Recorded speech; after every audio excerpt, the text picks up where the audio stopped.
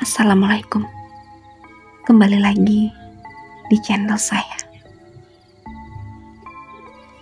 Sebelumnya, yang belum subscribe, tolong subscribe dan aktifkan tanda loncengnya supaya kamu tidak ketinggalan cerita-cerita menarik dari saya. Mereka berjalan menyusuri desa. Tok tok tok. Assalamualaikum, ucap ayah. Waalaikumsalam. Dan seketika pintu pun terbuka. Terlihat seorang lelaki parubaya memakai sorban. "Yuk, silakan masuk," ucap yang ternyata adalah Pak Ustadz. Kemudian ayah pun menceritakan semua keganjalannya saat Pak Kades keluar dari rumahnya. Pak Ustadz yang mendengarkan pun akhirnya mau untuk ikut ke rumah Pak Kades. Mereka akhirnya bersiap-siap untuk segera berangkat ke rumah Pak Kades. Setelah beberapa menit, akhirnya mereka semua sampai di depan rumah Pak Kades. Terlihat dari depan pintu, rumah Pak Kades itu terbuka dengan lebar. Mereka pun mendekati pintu rumah itu. Dan terlihat Pak Kades yang meminta tolong, tapi suaranya sudah tidak kuat lagi. Ayah dan Pak Ustadz segera berlari masuk menyelamatkan Pak Kades. Pak Ustadz pun membacakan ayat-ayat suci Al-Quran. Dan seketika itu, Bu Kades pun mengerang kesakitan. Seketika Bu Kades pun mulai terdiam. Bayangan putih pun keluar dari atas kepala Bu Kades. Dan akhirnya, arwah itu keluar dari tubuhnya. Karena Bu Kades merasa itu adalah arwah Lili. Mereka berinisiatif untuk pergi ke makamnya Lili. Mereka berangkat bersama menuju pemakaman desa. Kali ini, jalan menuju pemakaman sudah agak mengering, tidak seperti tadi. Setelah beberapa menit, akhirnya mereka berenam sampai juga di tempat. Mereka pun masuk di gerbang gapura. Saat mereka mulai melangkahkan kaki, tiba-tiba terdengar suara burung hantu yang begitu nyaring dan saling bersautan. Putri pun melihat ke arah atas. Dan dilihatnya ada 3 ekor burung hantu yang saling bersautan. Pak Ustadz mengingatkan Putri untuk tidak memperhatikannya. Tapi entah mengapa pendengaran Putri seperti ditutupi sesuatu, sehingga Putri tidak mendengarkan. Putri masih saja memandangi ke arah atas. Dan ternyata dia melihat sesosok makhluk besar tepat di atas mereka. Giginya yang tajam, matanya merah menyala, dan wajahnya sangat begitu mengerikan. Tanpa Putri sadari, ia tidak lagi bersama rombongannya. Ia semakin berjalan, semakin Putri terasa tersesat. Ia memanggil-manggil semua orang, tapi tak ada satupun yang menyauti panggilan Putri. Entah mengapa Putri berada di hutan belantara. Ia tak mengenal hutan ini, seperti baru saja melihatnya. Ia berjalan semakin ke dalam dan semakin jauh pula. Tapi di tempat lain, ternyata Putri yang dari tadi ditegur sama sekali tak merespon. Ayahnya pun menghadap di depan Putri. Mata Putri yang memandang ke arah depan, tetapi pandangannya kosong dan bibirnya memucat.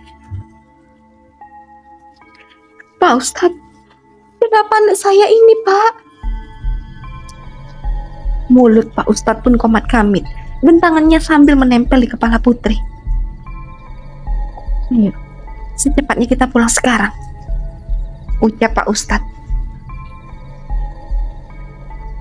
"Dan satu lagi, ketika kita melangkahkan kaki dari tempat ini, jangan ada yang menoleh ke belakang. Pun yang terjadi," ucap Pak Ustadz secara tegas. Mereka segera keluar dari tempat itu. Dan benar saja, saat mereka melangkahkan kaki dari itu, suara-suara semakin terdengar. Tiba-tiba, terdengar suara Putri di arah belakang mereka. Mereka semakin mempercepat langkah dan beberapa langkah lagi, mereka akan sampai di gapura tempat pemakaman ini. Di saat satu langkah, tiba-tiba angin yang begitu kencangnya menembus masuk ke arah makaman itu. Dan seakan langkah terasa semakin berat, akibat anginnya tertiup kencang. Mereka bersama-sama berusaha melangkahkan kaki mereka yang begitu beratnya.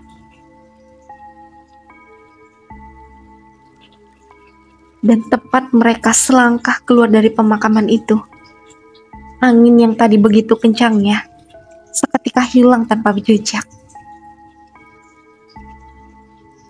Mereka pun memutuskan segera pulang tanpa menunda-nunda. Tak berapa lama, mereka pun sampai di rumah ayah dan ibu.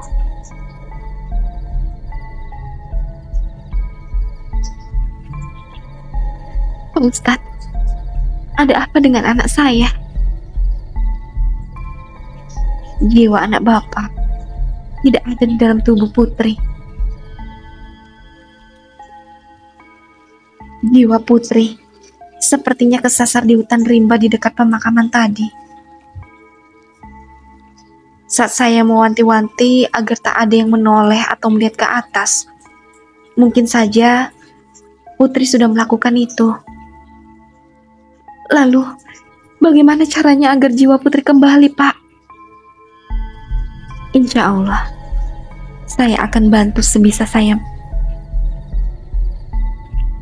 Sementara itu, Putri makin masuk ke dalam hutan tanpa ada siapapun yang ia temukan. Putri pun memutuskan untuk duduk dan istirahat dulu di sebuah pohon besar tak jauh dari tempat ia berdiri sekarang. Tetapi, saat dia kelelahan, mengapa dia tidak merasa haus sama sekali?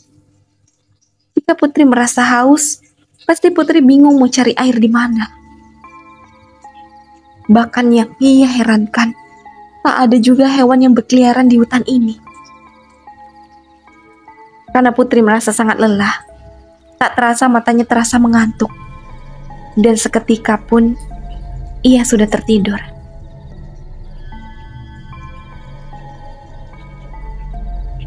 Allah, tolong Mbak Putri, tolong Putri. Dengar suara samar-samar, tapi sangat begitu jelas. Putri pun langsung membuka matanya. Ada orangkah di sana? Teriak Putri. Tolong Mbak Putri. Mbak mohon, tolong Mbak. Putri pun berjalan mencari di mana asal suara itu. Tapi dia tak menemukan satu orang pun.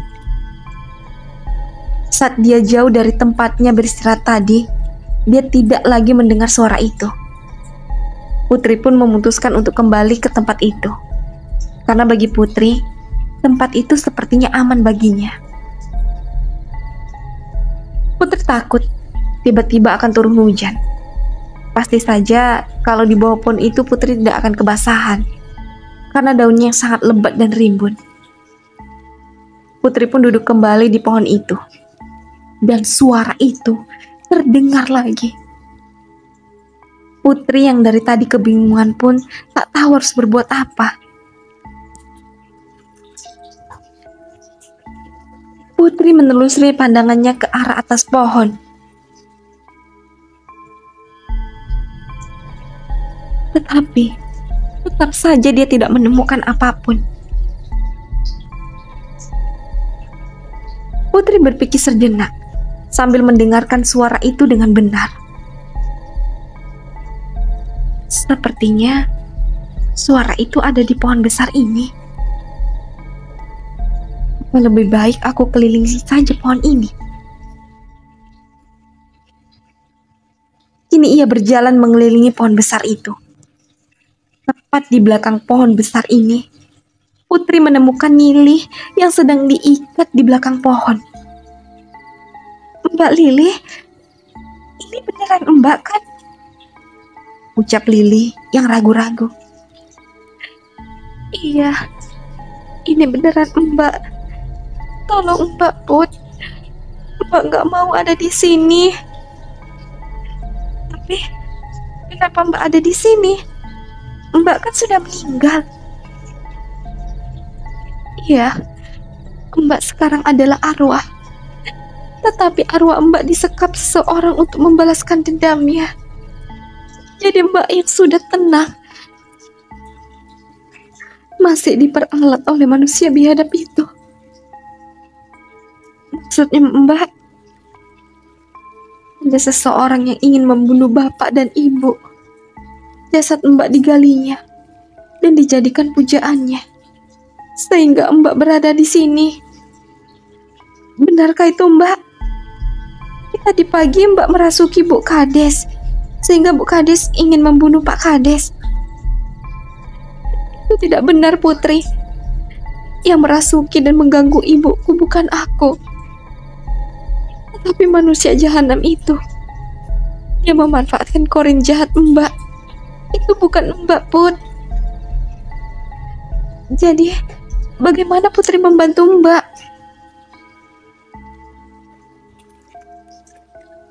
Putri pun berjalan mendekati Lili dan segera mungkin ingin melepaskan ikatan yang melilit di seluruh tubuh Lili. "Kamu gak akan bisa melepaskan Mbak dengan cara itu Putri. Karena sekarang ini kamu juga arwah. Sesama arwah tidak akan sanggup melepaskan ikatan yang berwarna merah menyala ini. Jadi jika tidak bisa ditolong di sini, di mana lagi Putri harus menolong?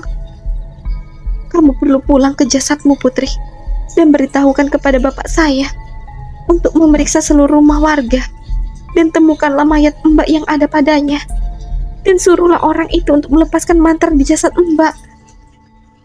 Dan jika kamu berhasil, Mbak pun akan terbebas dari ini semua." "Lalu bagaimana caranya Putri keluar dari alam gaib ini Mbak?" "Yang Mbak tahu, kalau orang yang masih hidup tapi jiwanya menyasar ke alam gaib, biasanya ada orang dari alam kita yang sebenarnya akan menolong kita. Jadi Putri harus menunggu seseorang yang mau menyelamatkan Putri. Iya, jika kamu lebih dari 3 hari 3 malam di sini tanpa ada yang bisa menjemput, dan kamu belum bisa keluar dari sini, maka kamu di alam manusia sudah dinyatakan meninggal, dan kamu akan selamanya berada di sini." Putri pun langsung galau.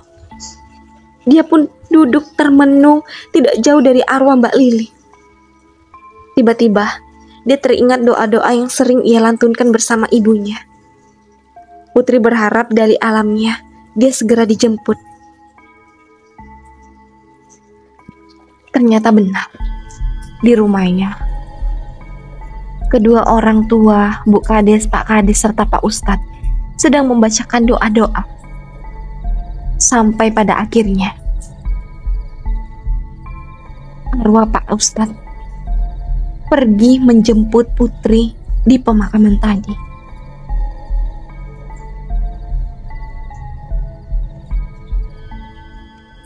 Putri yang tadinya masih melamun, tiba-tiba Lili memberitahu bahwa jemputannya sudah datang. "Putri, bersiaplah. Sudah ada yang datang menyelamatkanmu." "Benarkah itu Mbak?" Lili hanya mengangguk. Putri berjalan di arah depan pohon besar agar yang menyelamatkannya segera melihatnya di depan pohon itu. Kini Putri pun mendengar suara derap langkah yang mengarah mendekatinya. "Siapakah yang ada di sana? Ini aku Putri," teriak Putri dengan kencangnya. Pak Ustadz memberhentikan langkahnya karena mendengar suara Putri yang tak jauh dari tempatnya sekarang. Pak Ustadz pun menajamkan matanya untuk mencari keberadaan Putri berada. Tepat di bawah pohon besar, Pak Ustadz melihat gadis kecil berdiri di situ.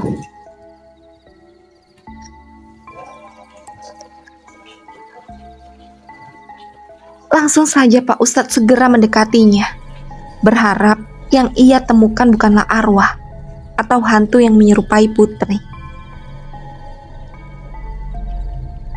Pak Ustadz, benarkan ini Pak Ustadz? Iya, saya Pak Ustadz Put. Yuk, kita segera keluar dari sini sebelum terlambat. Tunggu Pak, ada yang mau Putri tunjukkan pada Bapak. Pak Ustadz pun segera saja mengikuti kemana Putri berjalan. Sesampainya di balik pohon, Pak Ustadz terkejut karena melihat yang ada di depannya. Lili, ini beneran kamu? Iya Pak Ustadz, saya Lili. Tolong saya Pak Ustadz.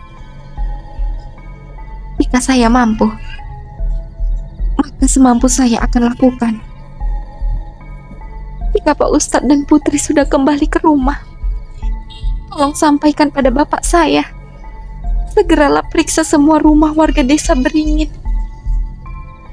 Temukanlah mayat Lili di sana. Karena keadaan Lili saat ini karena ulah seseorang. Dan orang itu memanfaatkan jin korin jahat Lili untuk membunuh bapak dan ibu. Baiklah, Li. Kami segera pergi dari sini, karena waktu kami tidak banyak.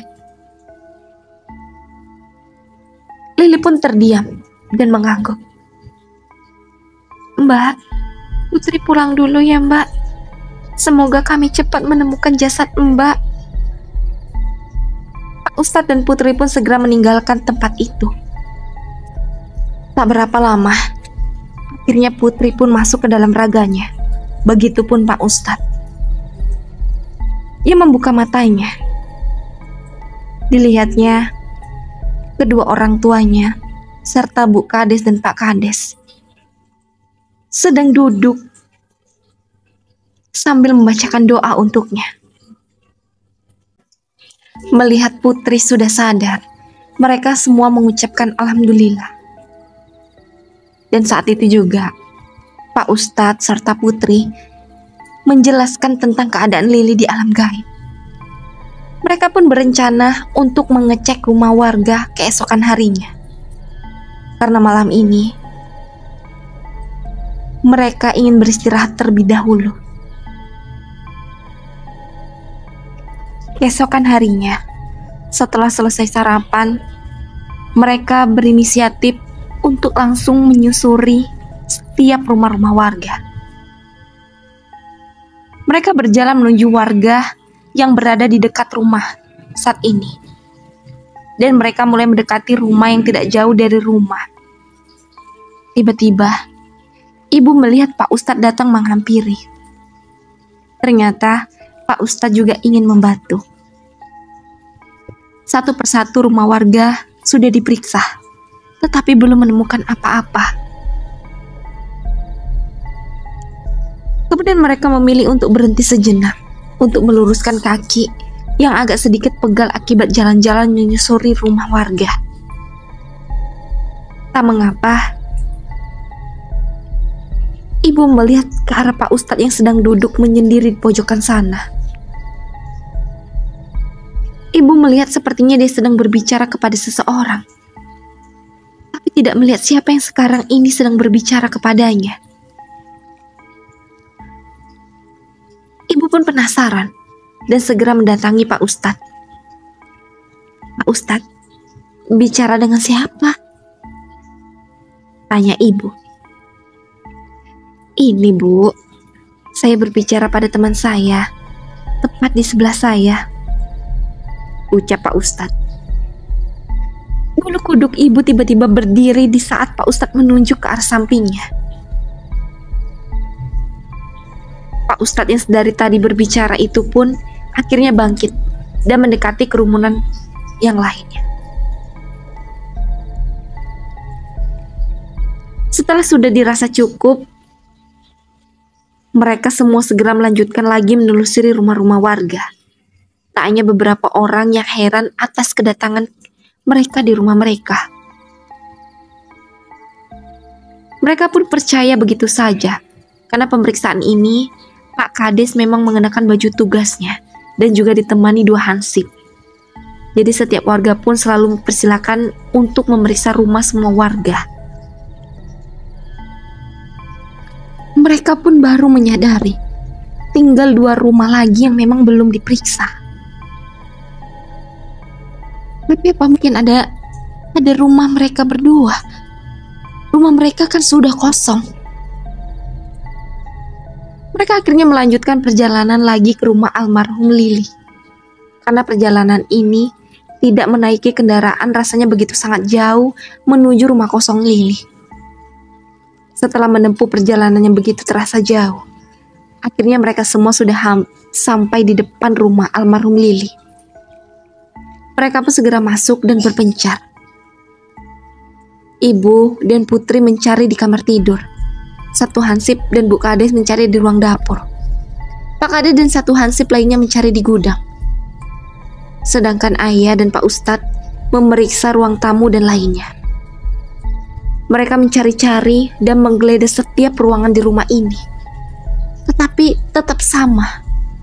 Mereka semua tak menemukan apa-apa di rumah ini. Dan mereka berpikir tinggal satu lagi harapan mereka. Rumahnya Jali yang terletak di tengah hutan larangan itu. Namun, dikarenakan hari sudah sangat sore, jadi mereka memutuskan untuk melanjutkan keesokan hari. Karena sangat berbahaya untuk mereka. Banyak binatang buas ataupun semacamnya yang mungkin saja membahayakan mereka.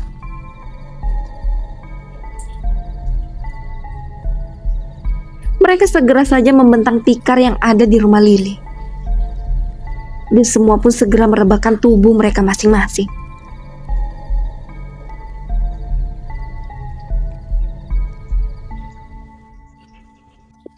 Bu Dina, bangun Bu. Terdengar suara entah siapa. Ibu segera membuka mata. Alangkah terkejutnya. Saat ia membuka mata, ia sudah tidak bersama suami dan orang-orang yang bersamanya tadi. Aku ada di mana ini? Kenapa aku berada di sini? Bukankah aku tadi sedang tidur di rumah almarhum Lili? Ucap ibu sambil melihat ke seluruh alam. Ibu pun bangun dari tempatnya. Melihat begitu banyak pohon-pohon besar, ibu berjalan mengikuti jalan setapak yang ada di depannya. Pelan-pelan melangkahkan kaki, karena dia sendiri tidak tahu kenapa dia berada di hutan dengan sekejap saja. Ketika ibu melangkahkan kaki, tiba-tiba ibu mendengar suara seseorang di dekatnya. Sialan, berat banget kamu, ucap suara wanita. Siapa? Ibu segera menunduk dan masuk ke dalam semak yang ada di dekatnya. Diintip dari celah dedaunan dan melihat seorang wanita menyeret sebuah plastik hitam yang begitu besar. Terlihat dia kesusahan untuk menarik plastik hitam itu. Siapa wanita itu? Yang dibawanya sampai ia begitu terlihat kesusahan. Saat dia mulai menjauh, ibu segera saja mengikuti kemana dia pergi dengan mengendap-endap. Ini jaraknya dengan orang itu tidak terlalu jauh. Saking semangatnya, ibu tak melihat jalan yang ia lalui, sehingga ibu menginjak beberapa ranting pohon yang menimbulkan suara. Wanita itu langsung saja menghentikan langkahnya. Ibu kebingungan. Ibu pun tak habis akal Ibu segera saja merunduk dan duduk di antara rumput yang agak tinggi dan lebat itu.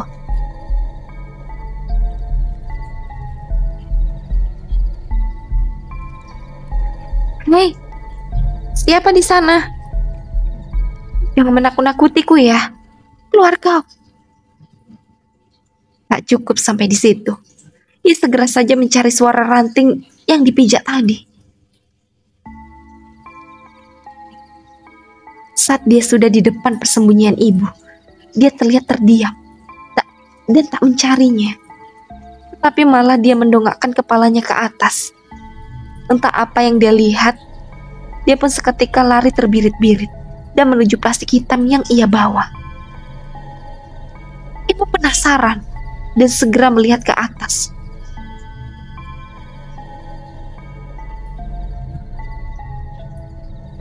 Pantas saja dia berlari. Ternyata di atas kepala ibu ada hantu wanita berambut panjang yang wajahnya menyeramkan. Ibu pun teringat, pasti hantu ini adalah Lili. "Ngapain kamu ada di sini, Li?" tanya ibu dengan suara pelan. Dia tak menjawab. Dilihat tangannya menunjuk ke arah wanita itu berada. Mungkinkah yang membawa ibu ke sini arwah Lili? Tanpa berpikir panjang, ibu segera saja melanjutkan mengikuti wanita tadi. Setelah beberapa lama, ibu melihat sebuah tugu yang tak pernah ibu lihat. Dan matanya seketika melihat sebuah tulisan di sudut ujung tugu itu. Dan langsung berlari. Di sini tertulis, Desa Batu. Dan wanita itu seketika berhenti di rumah yang ke-10. Di desa ini hanya ada 10 rumah warga saja. Ibu melihat dia mengetuk pintu rumah itu. Dan pintu pun terbuka. Terlihat seorang kakek berdiri depan pintu dan menyuruhnya masuk. Tanpa berpikir panjang, ibu mendekati rumah itu. Ibu melangkah ke arah samping rumah. Untung saja rumah ini terbuat dari papan, jadi ada celah untuk ibu mengintip dalam rumah itu.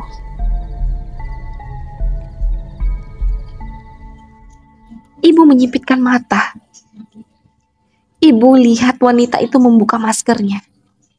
Dan terlihatlah wajahnya. Ternyata suster yang ada di rumah sakit.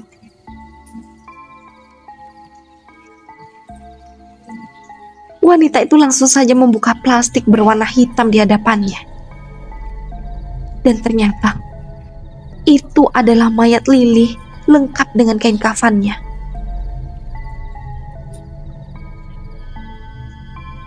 Setelah dibuka, kakek itu segera membawa sebuah nampan yang berisi bunga-bunga dan ada mangkuk yang berisikan arang yang sudah dibakarnya dan mengeluarkan asap. Dan terlihat ada juga darah di mangkuk satunya.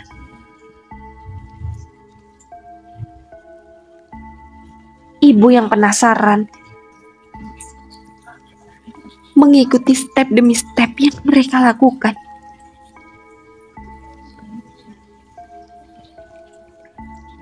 Ibu melihat mulut kakek itu komat kamit.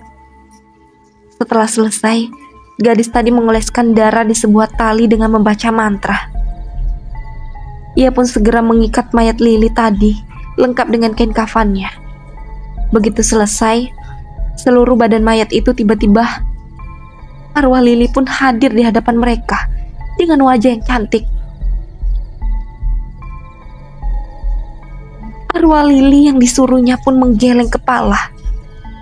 Ternyata arwah Lili disuruh membunuh bapak dan ibunya. Karena arwah Lili tidak mau. Akhirnya seluruh tubuh arwah Lili diikat dengan cahaya merah menyala seperti api. Dan seketika arwah Lili menjadi seram. Karena arwah Lili tidak mau, maka orang itu menggunakan koring jahatnya. Dan dia dikurung biar tidak mengganggu rencana mereka. Ibu yang sudah tahu asal-usul ini langsung saja pergi dari rumah itu. Saat di tengah jalan, tiba-tiba hantu Lili itu mengejarnya tanpa ampun. Ibu pun berlari-lari tanpa arah. Yang masih penasaran, lanjut ke part selanjutnya. Dan jangan lupa aktifkan tanda loncengnya dan subscribe. Assalamualaikum.